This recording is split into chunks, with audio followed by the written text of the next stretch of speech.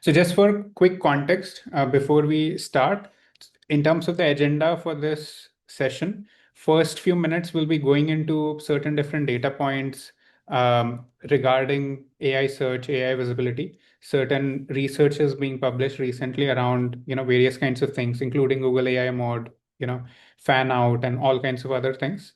We'll also talk about certain optimization strategies including on-page GEO, off-page GEO, technical GEO, those kinds of things.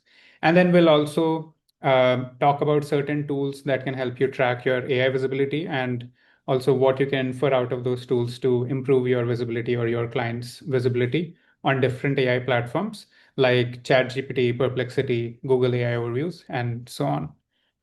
So one of the interesting things now is that you spent probably like years mastering SEO, building backlinks, optimizing title tags, meta descriptions, all those kinds of things.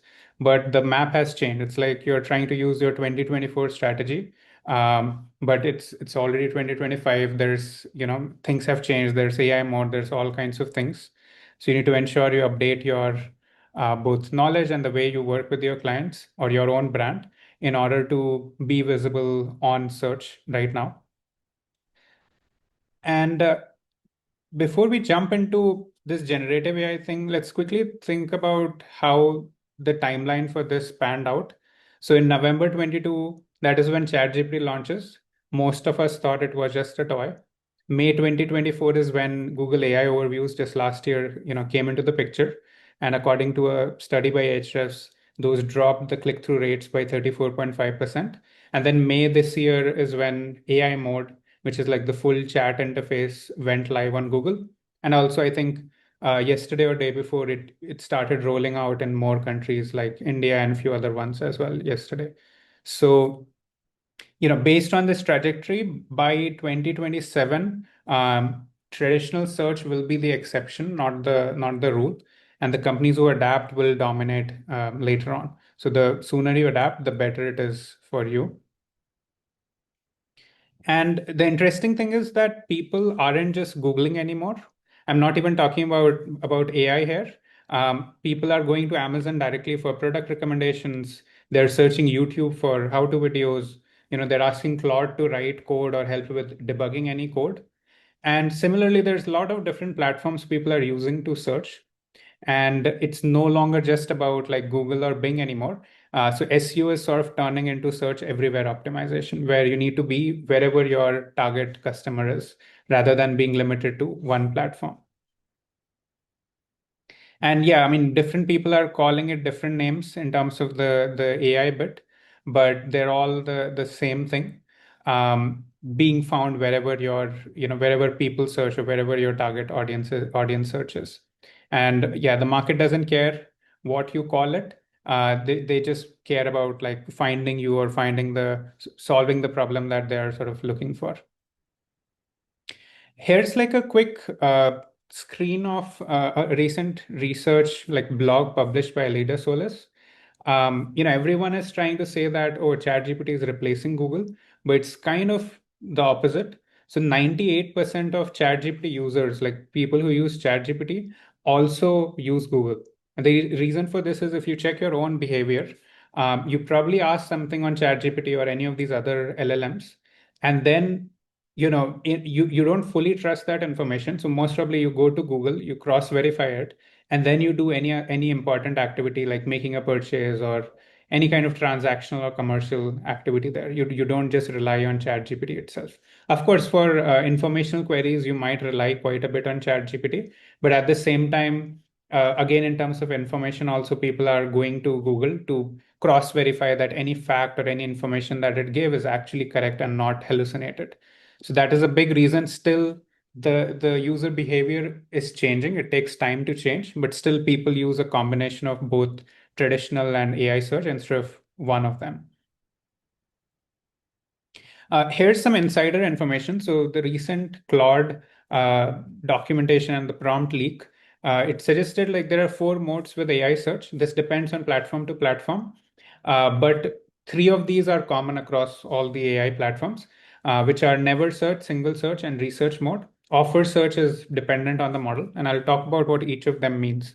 So never search is basically when you ask a prompt or a question which does not need it to go to the web and find some information. So for example, if you're searching what is SEO, that is something that is already present in the pre-trained knowledge base of the model. So it most probably it won't go and search the internet for that. It would just directly answer you. So in this case, there's nothing you can optimize for because this is already the trained data set, so you can't really influence it. Maybe you can influence the next training run, which I'll talk about in a bit, but not the web bit. Second thing here is offer to search, which is basically the model like Claude specifically, it gives a response. And then it suggests that, okay, maybe I can do a web search for more recent information. So this one, it's dependent on platform, so we can kind of ignore this. Then we have single search. This is like the currently most important thing, which is where, when you go to ChatGPT, you click the search mode or any of the Perplexity and all these other Google AI overview models. This is this single search where you are basically asking it for something. It goes, finds multiple sources, comes back with a response. This is what we need to optimize for. And then there's also research mode, which is a little bit more complex for more complex in-depth queries. This also you need to optimize for, but the volume for this is not that much. So again, it's not the most immediate priority right now. What you need to optimize for is this single search thing. And yeah, as a consequence of that, the query fan out thing from Google, which I'll talk about in a bit. And before jumping into any of the more complex things, it's good to understand what AI search is and like how it even works. So many people think that ChatGPT and all these models are doing like live web indexing. That's not how it works. Only for very specific queries, if you're asking for a very specific domain or something, it might do that. But otherwise, usually what happens is it uses some pre-built index. That pre-built index varies because, for example, ChatGPT is using a combination of Bing and their own index. Perplexity is using Google. Gemini is using Google. So it depends on which index is being used. So the way this works is first is, the question analysis, right? Any prompt that the user gives, it understands what is the user even asking. Second thing, based on that question, it retrieves certain documents or basically chunks, like small paragraphs across different documents from its index using a process called RAG. Then it basically evaluates that content, orders them in the right order, like re-ranks them, and then finally it creates an answer, citing the best sources that it used to come up with that answer. And then the final stage is learning, where let's say on ChatGPT you might have seen a thumbs up or a thumbs down button. That data is again fed back to the model to train the next version of that model and improve the results there. So in a way, if we talk about it from like a layman approach, you can think of RAG as like a DJ. It's like an AI DJ where the content that you have, the blogs and the different forms of content are your tracks. AI is your DJ, and the response, the sort of mix that comes out from like the AI, that is your, the response, which is like a mix of all that content that it used to generate that response. And the main thing here is that, most DJs forget to give a shout out to the original artist. Same thing happens here also, where, the AI forgets to cite certain sources that it used to create that answer, which is, where you need to make sure that any content that you're doing can't be paraphrased. That is something I'll talk about more. But you want to ensure that your content is a bit unparaphrasable so that AI doesn't just pick it up without quoting you, it actually cites you. Now, coming to query fan out, which we discussed a few minutes back, this is something that Google is using on AI mode, and also a smaller or a light version of this is also being used on Google AI overviews as well. How this works is basically given a question, let's say your query was best CRM software, it breaks it down into multiple subqueries. For example, CRM for small business, HubSpot versus Pipedrive CRM, CRM reviews. Like that, it breaks that one query into multiple subqueries. So you can think of it like your one keyword is being broken down into multiple like sub keywords. And what happens is it will check the results for each of these sub keywords. And then based on all of these, it will try to come up with a response there. Now, what we have seen is a page which is ranking on 100th position or some very like bottom page might rank on this like query fan out as compared to someone who is only ranking for this best CRM software keyword. So that is why it is very important to have like comprehensive topic cluster content, so that it's not just one specific keyword or a set of keywords that you're aiming for. You also have supporting content and sub content around it, so that when AI sees it as a whole as part of this query fan out thing, you are being represented in that sort of knowledge graph, and you are being kind of mentioned in the response or the citations there. Another quick thing is, yeah, of course, AI traffic right now is a bit low. Depends on the website, but up to 5% is what most, I think, brands are seeing right now. But it has much, and there are multiple case studies for this, but there are much better conversions with AI. Like they convert roughly 3x better. Reason for this is basically for traditional search, user is asking that query on Google, and then they are coming and reading some blogs, they're going through certain things. They're still not fully educated, so they're still figuring things out. So they're not like a very high intent user yet. Whereas when they're asking the same query on an AI model, like let's say ChatGPT, they've already asked a bunch of follow-up questions around reviews, around pros and cons, competitors, all those kinds of things. So there, that's already an like a educated, high intent user, which now is coming to your website just to purchase or take some action out of it. So this is some like important detail to note there. And another thing here is that different platforms, I think some people claim right now that if you optimize for one platform, it gets optimized for everything. That's not exactly true, because every platform is built a bit differently. So there's a lot of volatility there. That if you ask the same question on 5 or 6 different AI platforms, so you'll probably get certain different responses out of it. Same, this was like a more general informational query. Same thing if you ask any sort of a little bit more commercial intent query, like, okay, what are the best tools for this? Or show me some phones under $1,000. Those kinds of things. Different models will give you different responses based on different sources that they are using. So that also matters quite a bit. And that's why you need to optimize for, multiple ones of these small changes are needed. It's not like a one size fits all solution. Before we dive into the details further, one more key thing here to understand. Most people don't understand this. That's why I wanted to focus some time here. This is a screenshot of the ChatGPT interface. Now, there's certain vocabulary for AI search or AI visibility that you should be aware of. And we'll also talk about how this relates to traditional SEO. Understanding this is very important before you know, make use of a platform or make use of all of these optimizations and stuff. So the very first thing on top here is the prompt, which is what the user asks. And this is something like, what are the best, project management tools in this case?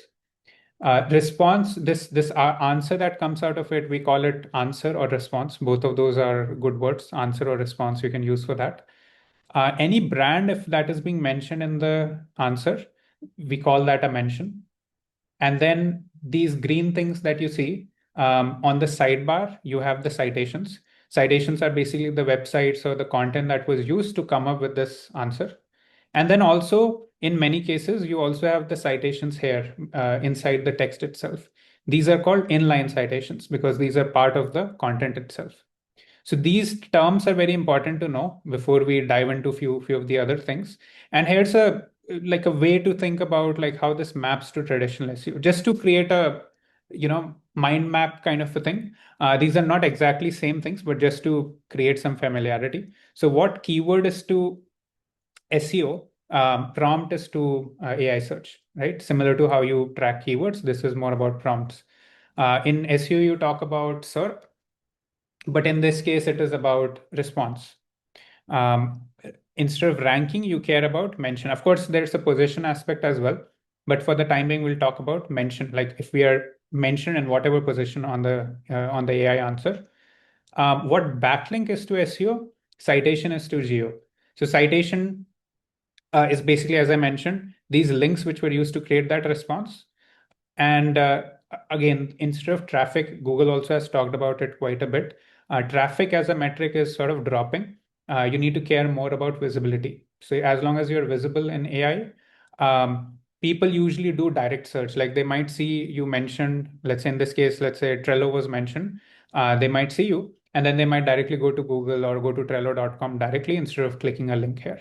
So traffic is becoming like a little bit of a irrelevant metric going forward. Another like a quick data point here. Um, so according to a recent study, I think by Ahrefs, about 55 million AI overviews analyzed last month. These are the top most common sources or citations that are being used across different answers. So Reddit is like the most popular one. Then you have things like Wikipedia, Quora, YouTube, and then this national health thing from the US. What you'll notice here is a good chunk of these websites are UGC, like Reddit, Quora, and YouTube are UGC. So these are having like a good amount of impact, especially Reddit, on these things. And if you talk about Reddit, it actually exploded from sixth to first place in terms of the growth, how much it was being referred to in AI responses in just like couple of months, like from March until May, it went from like 1.3% of the overall citations to 5.5%, which is like insane. Another thing in terms of the user search behavior we were talking about. So the search behavior is also changing. Earlier, if you remember, you used to write prompts or keywords like CRM software, right? Just two words or a couple of words. But now it is more like the user is giving more context. Okay, what's the best CRM for a B2B SaaS startup with 20 employees under $100? All this blah, blah, blah. So the average query length has gone from 2 words in 2020 to 23 words in 2025.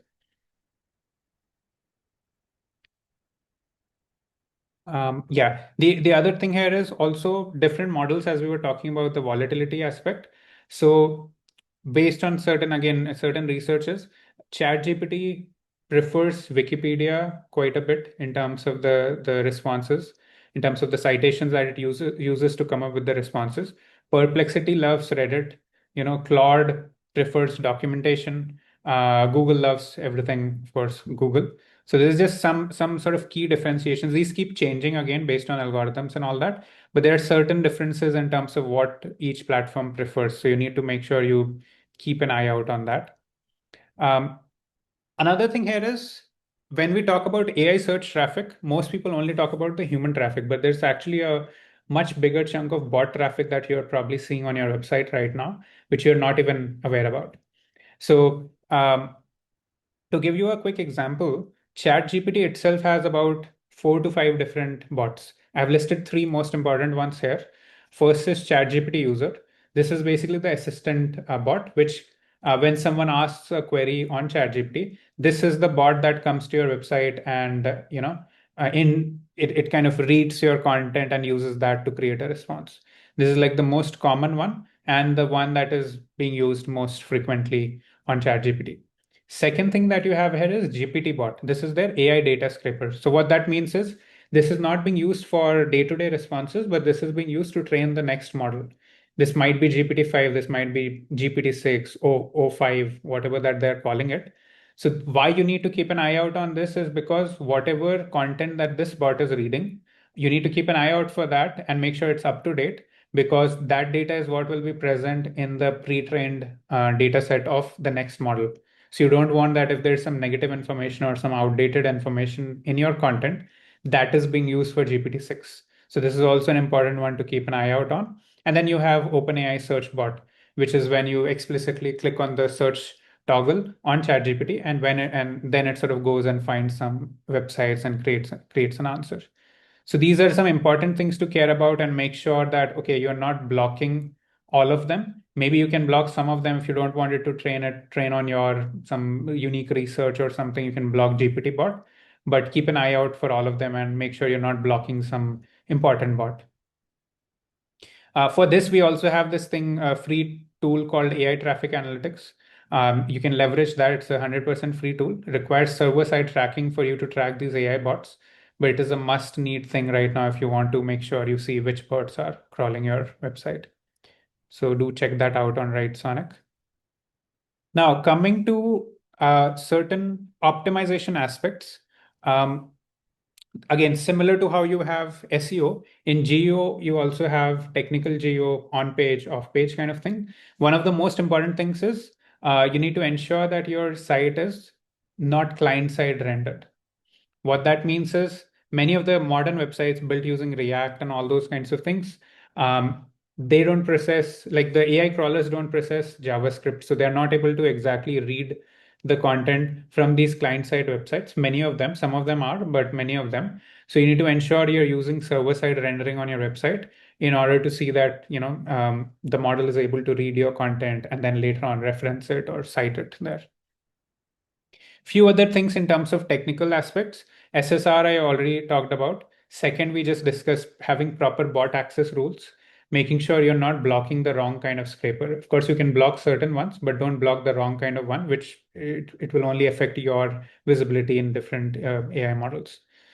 Third is LLMs.txt implementation. This is not so important. A lot of people are hyping this up. Most LLMs don't read this at the moment or use it for anything. It's more like a good to have kind of a thing, but not every platform uses this at the moment. So this is not like a very high priority item. Another thing is advanced schema hierarchy. This is very important because most people use basic schemas. But if you use a little bit more, complex or more advanced schemas like the add graph tag to connect different entities, using same as to link all of your profiles, all of these kinds of things, if you're able to do, that gives you a little bit of an edge in terms of passing some additional context to the models, and it helps with your optimization as well. I'll skip this.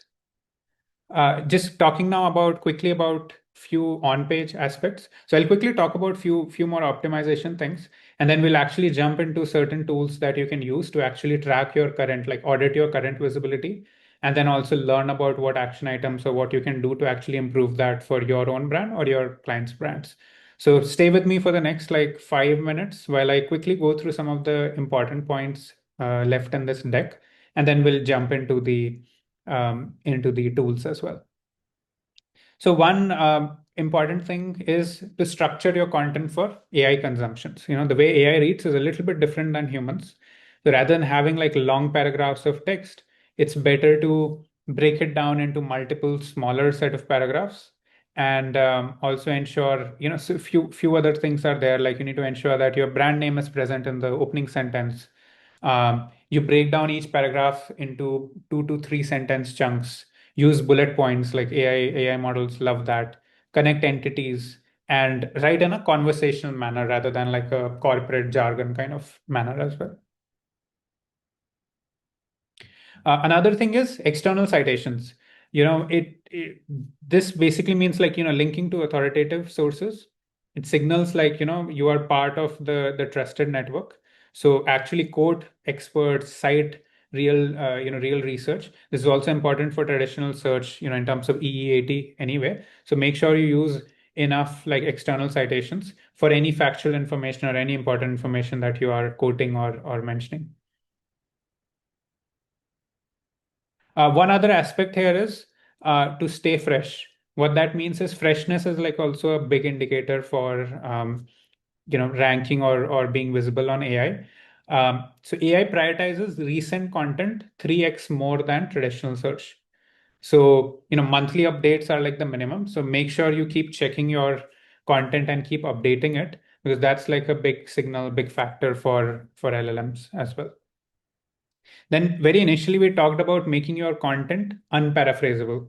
This is something which is quite important, because if you're still writing generic blog posts and like basic stuff, most probably AI will not cite you. It will use the information and might not cite you. So make sure you have certain interesting things. You have some original research that you have done, like certain local insights, certain quotes or certain things that you're adding there, live pricing data, any kind of tools, if you can, tools or templates that you can build out. That really helps make your content unparaphrasable, and it gives a high signal to the model to actually reference you whenever it mentions that specific piece of information there. And we also talked about external links. External links earlier with like the 2010 SEO wisdom, it was like never link out, preserve the page rank. Otherwise, the SEO link juice will get passed to some competitor or some whatever, like some other websites. With AI, it's kind of the opposite. It actually favors and trusts you more if you are able to, if you cite certain, things that you have, wherever you have taken certain factual information from. So that is very important to have proper citations, and make sure you're referencing any important information like researches or certain numbers that you're talking about. Of course, if it's your own research, that's totally fine as well. In terms of FAQs, FAQ is another very important factor for LLMs. So um, don't just rely, I would say, on any specific source or use some like vague FAQs. Get your FAQs from a bunch of places. For example, Reddit threads is one very good example because it tells you what exactly people are having problems with or curious about. So you can use Reddit threads as a source for your FAQs. Another thing, of course, is people also asked questions. Customer support ticket is another thing from your very own, if you have any kind of support or help desk solution. And then chat gpt suggestions is another thing where um, it usually gives certain, follow-up questions and all of that, so you can kind of use those also as FAQs in your content. One of the last bits here is basically having, for any sort of very important prompts that are very important for you, a little bit long tail ones. Like for example, how to choose the right CRM, that kind of a thing, right? For small SaaS startup. If you write a small dedicated blog on this, it might not get indexed on traditional search, but it might get picked up very quickly by AI. So that is one important thing to have where for any very important prompts, you write like a dedicated blog or a dedicated page on that. It will help you rank very well on AI. And this is one like hacky strategy. Um, it kind of works right now. It's a little bit of a dirty strategy. So try at your own risk. But there's a simple formula like write like a listicle blog post on your website where you talk about, X products or services like top 10, these kinds of things. Once you do that, now write a LinkedIn article on the same topic, but in different order. So change the order of the different um, competitors or products and services that you're mentioning. And similarly, write some guest articles. Again, same content, but rephrase it a bit with some unique angles, so that each version is different enough to avoid like duplicate content issues. Now, what happens is when AI is all about brand mentions. So when it sees that, oh, your brand is being mentioned on your own blog, it is being mentioned on LinkedIn, which is like a very important, source for it. It is being mentioned, let's say, on Reddit using some comment you made, and it is also being mentioned on these guest blogs as well, right? So it sees that, oh, there's so many mentions. So the number of mentions you have, it's like a very big factor for you to be mentioned in the response as well. So it's like a hacky strategy, but it works right now until like Google or any of these platforms sort of block it, but it does work right now. And then yeah, few other things are there which I'll talk more about in a bit when I show certain tools itself. But yeah, one sort of important thing here is earlier SEO teams and also content PR, all of these used to work in silos. But with AI visibility, it's actually bringing all of them together. So it's not just an SEO game. You need to also have digital PR. Digital PR is very important for Geo. Content team, SEO team, and branding. Brand is also very important because you need to ensure you manage the reputation, you have proper messaging being conveyed in AI platforms. So a mix of these, rather than working in silos, all of these teams need to work together to ensure that they are able to break through Geo and start ranking there. So yeah, I think that was about this. Now I'll jump into the tool. Before that, just one last thing I'll leave you with here, which is this. So Google released their official AI optimization guide few weeks back, I believe. If you go and read through this was published on May 21st. Definitely go and read through these. But there are 7 rules they published for AI optimization, according to them. One, of course, the unique, valuable content. If it's a little bit more unique research or some kind of fresh data that you're providing, even better. Second is a great page experience. Again, it matters both for traditional search and also AI. Proper technical setup, make sure you're not blocking any scrapers. And it's like, has like a proper structure and, proper audit and stuff you're doing on it often. Then use snippet control. This is something new that Google launched. So there are certain new controls they've added where you can control whether this specific article or blog should be mentioned in, AI responses. Match schema to content. We talked about advanced schemas. So just schemas are very important, including multimedia. And then this is the most important bit, which is track engagement, not clicks. Clicks as a metric is sort of going down. I'm sure many of you might have already seen a good 20 to 30% drop in clicks over the last 1 year or so. So that is only going to increase. And it is going to be more about like engagement and your visibility and user finding you through these platforms rather than just the clicks being attributed in your Google Analytics. So yeah, that was a quick walkthrough about some of these core aspects in terms of the theoreticals, in terms of some of these things that we just discussed. Now I'll jump into the certain tools that can help you actually take benefit of all of these things. So give me 1 second. I'll just quickly switch my screen.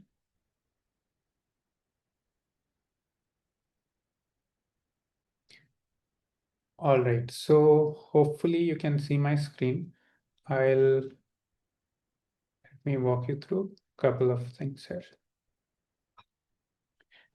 So this is our AI visibility platform from Writesonic. This is the version 2.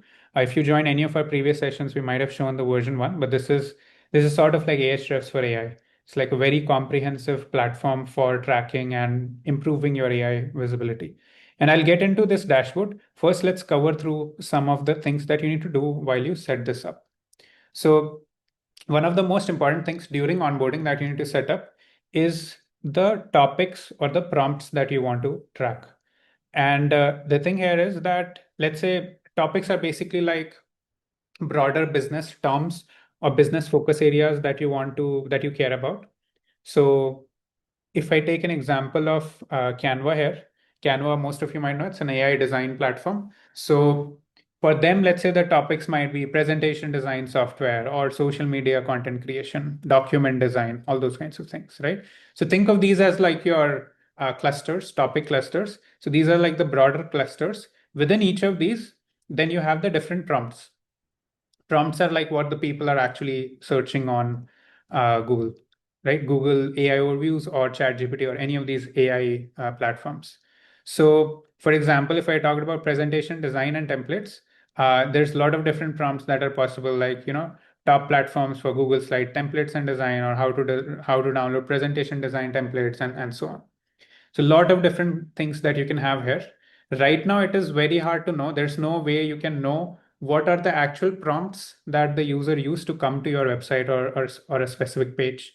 So what we can do though is we can reverse engineer that and we can come up with like a various set of prompts based on different things. I'll talk about it and use those to basically infer where you are ranking, where your competitors are ranking, and see where, and see and optimize where you're not ranking, right? So the more the number of prompts you have, the better. So what you need to create is basically a diverse set of queries that can help you track where you're ranking.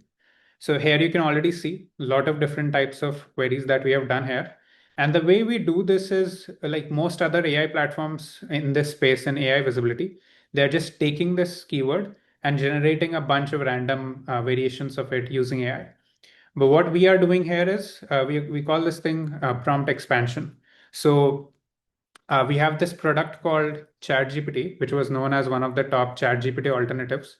This one. So we have data on hundreds of millions of queries that people are running every day, especially marketing related queries as well, that people are running every day. So we have identified the query patterns that people use in terms of the way they ask, the way they, create like the prompt, all of those details. So based on these patterns, we are able to understand and create hundreds of different prompt variations out of this, as you can see here. This is a very small subset because this was run on like a sample size, but this can go to hundreds of queries. Other thing that we are also doing as part of our enterprise offering and stuff is basically using 5 different sources to come up with these insights. And I'll quickly show what I mean by that. So we have this thing called multi-source enhancement, where we are using multiple sources. Let's say Google Keyword Planner, all of your organic keywords or other kinds of keywords from there. Ahrefs, so organic keywords for both you and your competitors. Reddit discussions, people also ask questions, and Search Console. Based on all of these different factors, we are able to come up with like hundreds or thousands of prompt variations. And that helps you create a very good breadth in terms of how many prompts you are having or how much of a topic coverage, let's say, that you have there. And what these prompts are used for is basically we send these prompts to these different AI models, AI overviews, ChatGPT, Perplexity on a daily basis. So we query these models on a daily basis and then try to analyze certain insights out of it, like where are you ranking, where is the competitor ranking, what were the citations, and you can see that here. So far, we have already for this project we have tracked about 12,500 answers. Next run is in 12 hours because this has already run for today. So next time it will run in like 12 hours, 20 minutes, in which case it would again go through and crawl all of these platforms. Now, one key differentiator here, again, many AI visibility platforms right now just call the API of these platforms and expect that, oh, the response would be the same as what people are actually searching on when you go to ChatGPT or all of these platforms. It doesn't actually work like that. If you go and test out on OpenAI API, for example, the number of sources or citations that you'll get, the length of the response, the way the response is structured, everything varies quite a bit. So it's actually not going to be the same. So you won't be able to see actual data. And here's a quick example. So here, this is the OpenAI API interface. So let's say I asked a question to GPT-4o search model. What are the best tools for generative engine optimization? So you can see the kind of response it gave here are a bunch of paragraphs. Just gave a bunch of paragraphs with 3, 4 tool mentions. And even the citation, it only cited, if you see, nogood.io. There's only one citation it used to come up with this response. Same question, if I ask on ChatGPT, what are the best tools for GEO? It came up with a very comprehensive response, geo-specific tools, geo strategy and methodology, bunch of other things. And if you check the citations for this, so many citations were used here, right? So that is the difference. You can't rely on just API tracking. You need to actually track and scrape the responses from the web interface. Only then you will know what are people actually even searching for and what was the actual response that came from that model. So that is what we are doing here. We are scraping these models, and I'll show you some examples also there. But before I go into that, another important bit that you do during onboarding is define your competitors. This is very important. So you define some initial set of competitors. So in case of Canva, let's say it's Adobe Express or Figma and all of these different ones. And we also proactively suggest you competitors as we come through them in AI chat. So once you have defined these topics and prompts and the competitors, now we can go to our overview page. So I'll zoom in my screen a bit.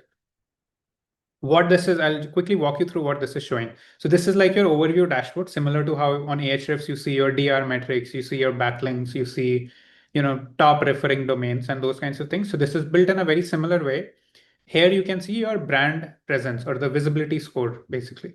Visibility score is, let's say, if you're tracking, let's say 100 prompts, what number of prompts are you being mentioned in? So that is basically your, visibility here. Then next thing that we have here is answers mentioned. How many of the unique answers were you mentioned in? Sentiment. Sentiment is basically positive, negative, neutral, and we also assign a numerical value to it. Then we have citations. As we discussed earlier, citations are very similar to how you have backlinks in SEO, but citations need to just mention your brand. They don't need to necessarily have a link back to you. So a backlink does not matter, even though even an unlinked brand mention counts as a citation, right? And in this case for Canva, for the topics that we are monitoring, 2,300 unique pages were cited across different websites. 68 of Canva's own pages or their own content was cited. And 943 out of these 2,300 pages mentioned, talked about Canva in their responses, the content. And then finally, we also have the competitor analysis, which shows you your market share and your market position. Moving on. And also, by the way, yeah, I was showing this platform thing. So right now, this is showing by default the data for all three of the platforms combined. But you can also just go and select one of these if you want to only see ChatGPT data or only see AI overviews data as well. And similarly, you can also go and check, for a previous duration of time as well. And yeah, we keep giving these actionable AI recommendations here that, oh, these two new competitors just came up and they started ranking for all these topics. Maybe you should track them. These are the citation opportunities you have. So like that, there are a lot of actionable suggestions will keep popping up here as you start tracking. Now, one of the most important bits here is your visibility trend and how you compare with competitors. So what this tells you is if you track on a day-to-day basis, how are you ranking in comparison to your competitors? Like what's your visibility and what's your sentiment in comparison to competitors? Same thing you can also see in a tabular view here. You can also click view more report if you want to see like 15 other competitors that are ranking there. This by default, it shows the top 6 here. So this helps you track, okay, did my visibility increase or decrease over time? Did some optimization? Did my visibility increase by 5% or certain things there? Next, you can also see platform-wise visibility, which platform is giving you the most amount of visibility. What's your rank in different answers? Is it first rank, is it second rank, and so on? Market share. And then one of the most important bits here is top cited domains, which are the top domains which are being used to create those answers. So in this case, if you see, Canva's own domain is being used in 151 answers. Zapier is being used across 101 answers. So these are some very important domains you need to keep an eye out on. And this also shows you what are your own top pages. Like for Canva, this is this AI logo generator page. And then you can also see which are the top prompts which are driving visibility for your brand. So the prompts which we are tracking, which have a visibility of 100%. This is what it shows here. And also you can click on any of these answers to see the exact response that was given for that query. So yeah, I'll just quickly scroll up, walk you through a few other things. You can also go through these tabs. It will give you platform level data if you want to see what's your best platform, weakest platform, sentiment level data as well. This is very important, especially for brand teams, to see where they are being represented positively, negatively, neutral. In most cases, LLMs usually represent brands positively or neutrally. But you can also see the specific terms that the AI model associates with your brand in terms of negative, neutral, and all those kinds of things. We are also coming up with like a brand sentiment perception here. So you'll be able to also identify the specific words that the model associates with you. So you can go and influence it if needed. And yeah, similarly, you can compare across competitors who is getting more visibility and who is getting better sentiment across all your different competitors. So similar thing here, you can track against competitors. What are the top topics where, let's say, Canva has a better visibility versus where Figma has a better visibility, those kinds of things. This just gives you an overview. I'll jump into a few more details here. So one very important thing here, as I was talking about, is the citations. There's a new term right now, it's called citation engineering itself. So which is basically similar to how you do backlinks. Citations are even more important for AI search. So this page shows me that there are total 2,300 cited pages. Out of this, as we discussed, 68 of my own pages are being cited and 565 unique domains are citing me. Domains are, again, very similar to how you have referring domains in backlinks in traditional SEO. And you can even see here, what is the distribution of the DR across those domains that are citing you. In this case for Canva, there are about 1,000 citations, 43% from high authority domains, 80 to 100. 29% citations from medium authority ones, and so on. You can also similarly track your own domain citations over time. Did it increase? Did it decrease? There's a lot of volatility, so you can see how it trends over time. Is it increasing or decreasing? And then what are the most cited domains in AI answers? We saw this also on the overview page.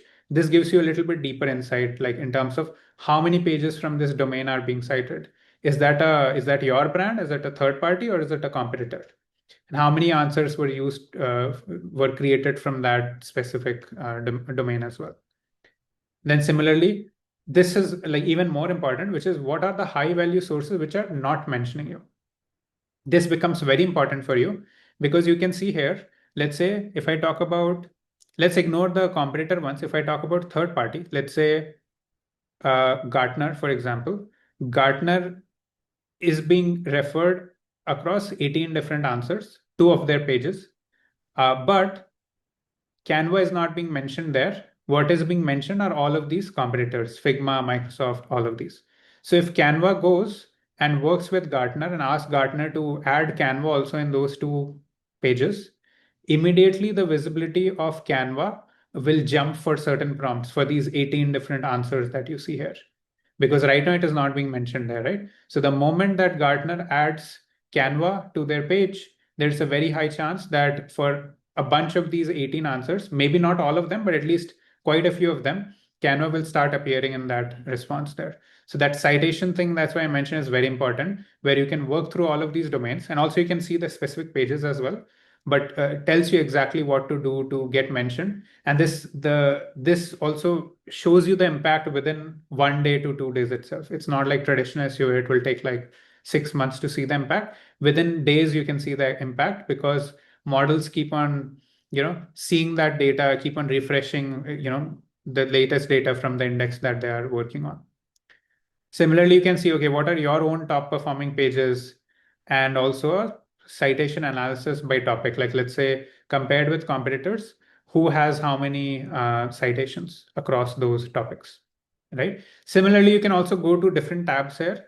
We have things like all citations. So you can see a list of all of your citations. You can see my content performance specifically if you want to see your own content. Let's say in this case, my content performance is like 68 pages. And then I can see which specific pages are those, which platforms are they being covered in. So if you notice here, all these ones, the top like 6 of them are being covered across Google and Perplexity, but they're not being used on ChatGPT. ChatGPT is using this one, right? So these kinds of insights you can gather out of this. And the most important one here in the citations section is actually citation opportunities. Citation opportunities, it tells you exactly what domains and what links or what pages you can reach out to in terms of whether you call it digital PR or in terms of, like a link exchange kind of a thing to get yourself mentioned, which would immediately have an impact on your visibility across the topics that you're tracking. So in this case, if you see, it has identified 335 opportunity domains where we are not being mentioned or being very briefly mentioned, right? How many total gap answers are there? There are 300 plus gaps to address here. And it shows you as well. If you see this matrix view, it tells you the cited domain and across all of your competitors, which ones are being, referred or being mentioned by these different domains, and which ones where, let's say, you are not being mentioned, right? So in this case, if you see, if I check, for example, techradar.com, techradar.com mentions Microsoft in 10 different, it's being used across 10 different responses, right? Similarly, it shows you some of the other things for, different domains that you can check. And then you can also check, this is a more important, which is like page level citation opportunities.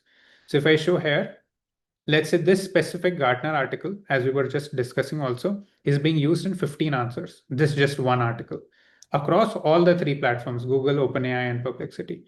So if I get myself added here, and you can check this out, then Canva will start getting more mentions across those 15 answers. Similarly, if I get mentioned on this tech radar one, that will increase my visibility across these 11 answers. So that becomes like a very important aspect where the more I'm able to partner with these third-party brands, the more my visibility will start increasing across these different topics. And you can, of course, prioritize based on your business impact. You can check the specific answers, you can check the specific platforms, and so on. Next bit is here, prompts overview. This tells you how many total prompts are being tracked, how many prompts are there which don't mention you, how many prompts where they actually mention you. And so you can see things like which prompts drive visibility for you, and at the same time, which prompts do not mention you but mention your competitors, as you can see here. And that becomes very important to see and understand how these different models are, like why they are not mentioning you. Basically, is it the citations that they didn't refer to you, or is it something else? For each of these, what you can also do is if you click on this,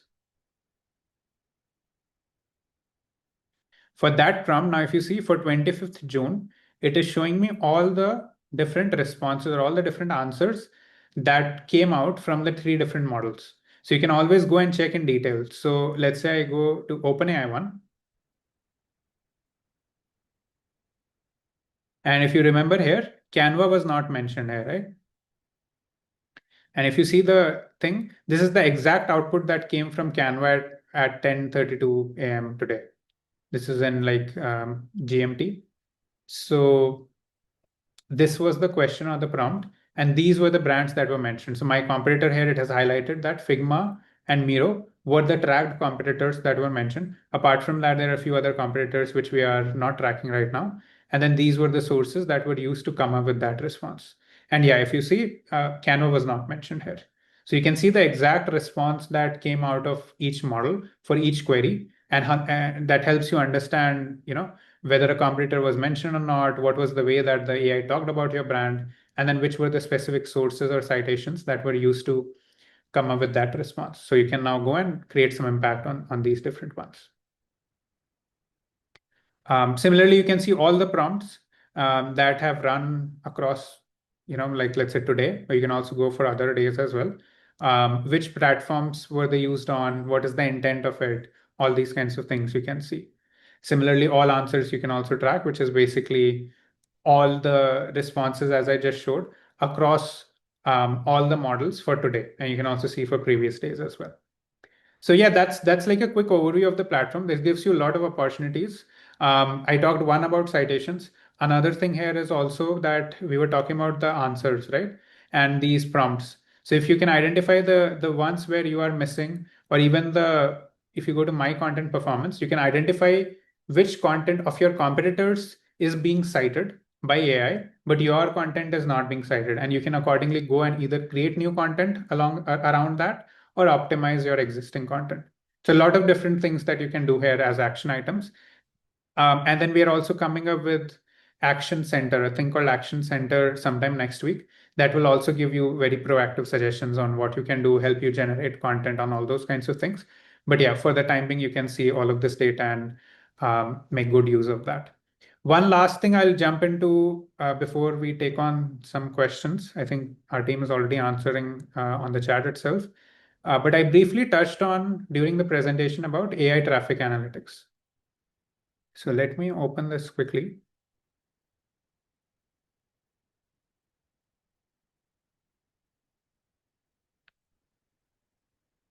So this is what I was talking about when I talked about the bots, the AI bots that you want to track, which are coming to your website. This is a completely free tool. You don't need to pay anything for this. And this requires server-side tracking. You need to install like a server-side script.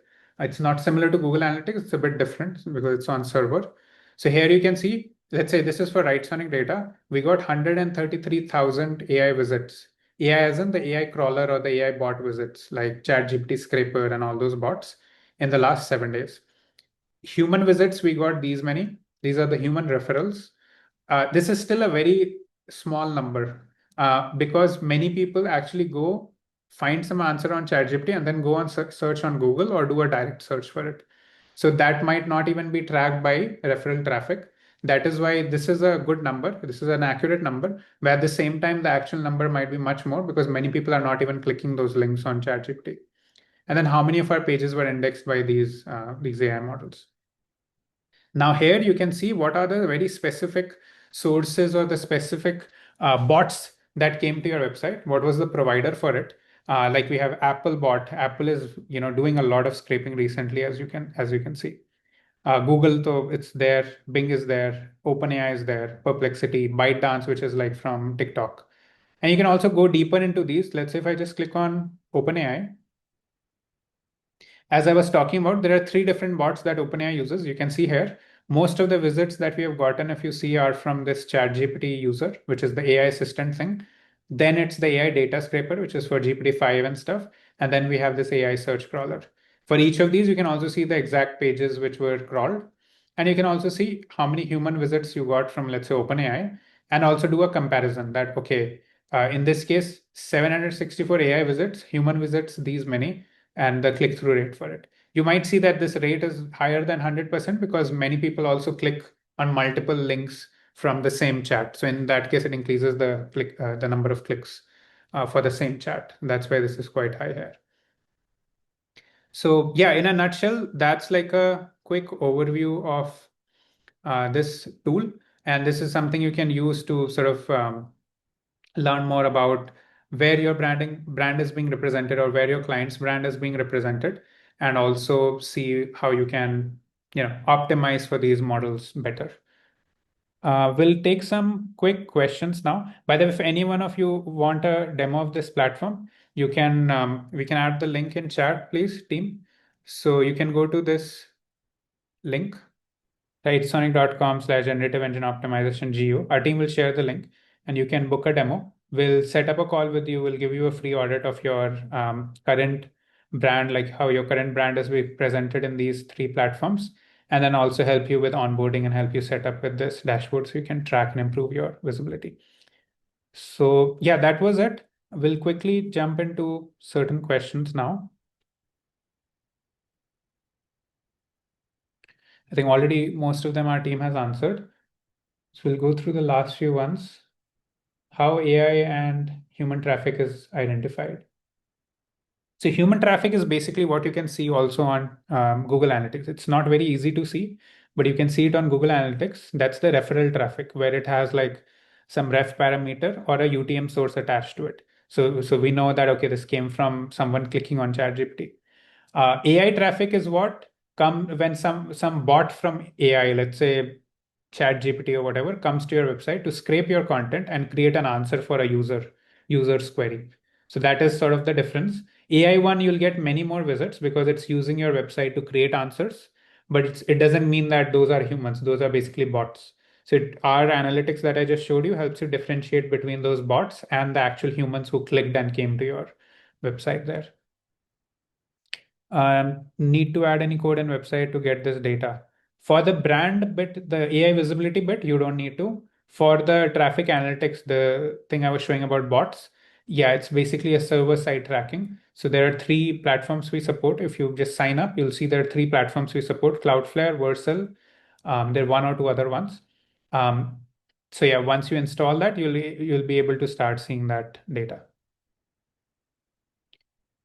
Someone mentioned Archie, I filled the form but didn't get the call back. Could you please drop your email in chat? We'll reach out. How to use AI tools to write good blog posts, rank in first position Google search results. So Shraddha, we already have a tool around this. It's called AI Article Writer. Once you go to the Writesonic dashboard and click on content, it's this tool. It's like the most advanced article writing and blog writing tool in the market. So you can use this to create blogs that help you rank both on Google and also AI.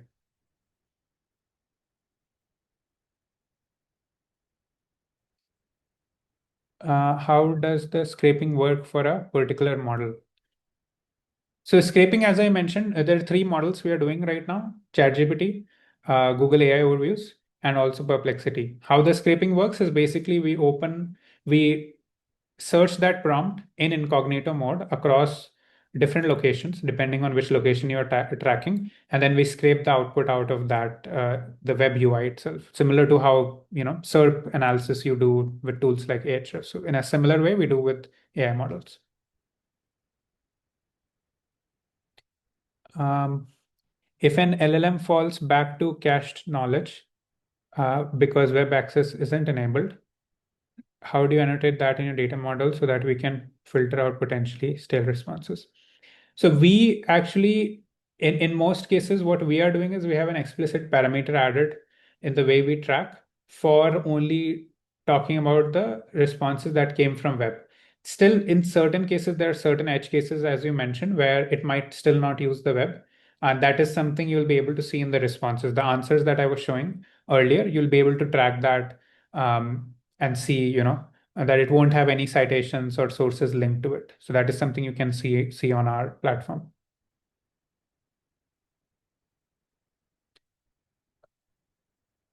Cool. How to generate helpful content using Writesonic any prompt? Vignesh, as we showed, you can use our article writer. That will help you create very good blog and article content. Apart from that, you can use our AI agent as well. So we have this agent called ChatSonic. So you can turn this agent on and it will help you create very optimized content with all the SEO data in place. Does your team support on the setup and guide users? Yes, we do. So if you set up a call using this page, using this form, we'll reach out to you and we'll set up like an onboarding and guide you as well. Did you mention that small article with good context dominate now? It depends. Usually, if you're writing in smaller paragraphs and you're talking to the point rather than having a lot of fluff and some original research, it does get mentioned on AI models. They prefer more specific, helpful answer rather than some made up, like long piece of text. What about complete AI suggested content? Does it help us improve visibility in LLMs? Maybe if you can expand on that question, I'm not fully sure what that means. I think someone asked, I'm using Yoast SEO plugin for my Shopify website. Is that a good choice or should I consider it? So Yoast is more optimized for traditional SEO. I mean, you can keep using it, but Yoast won't give you the data in terms of the metrics or help you optimize for GEO or like the AI visibility yet. So it's good for SEO, keep that. But for GEO or like the AI search specifically, it might not be able to help you with that. So you need a tool like Writesonic for it.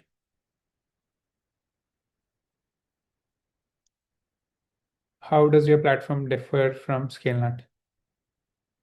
ScaleNut, again, I don't have a lot of context on it, but I think from last time I remember, those guys were focusing more on little bit of content creation and certain SEO things. R1 is focused on this generative engine optimization, AI visibility.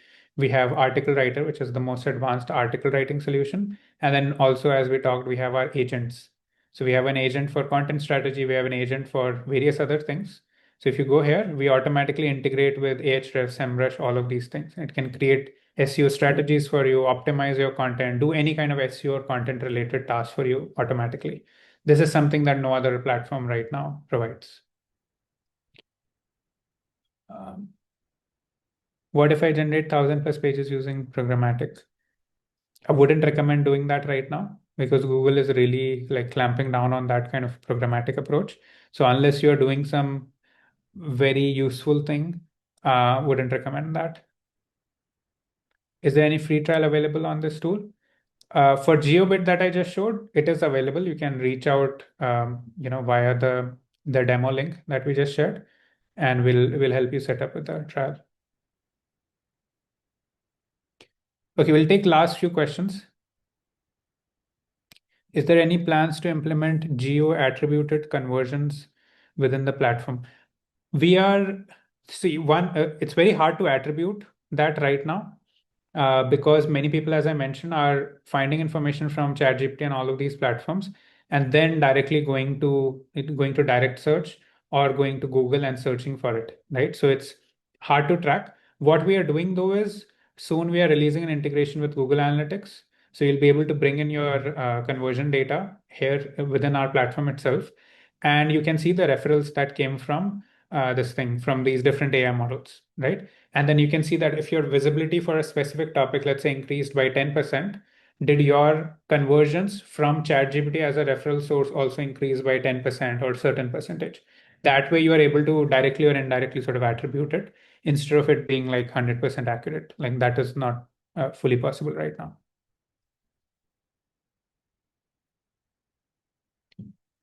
So someone on that you asked for that Yoast bit. So Writesonic, yeah, it doesn't matter whether you have e-commerce, Shopify, whatever. The main thing here is about your brand's AI visibility. So it doesn't matter which platform you're using there.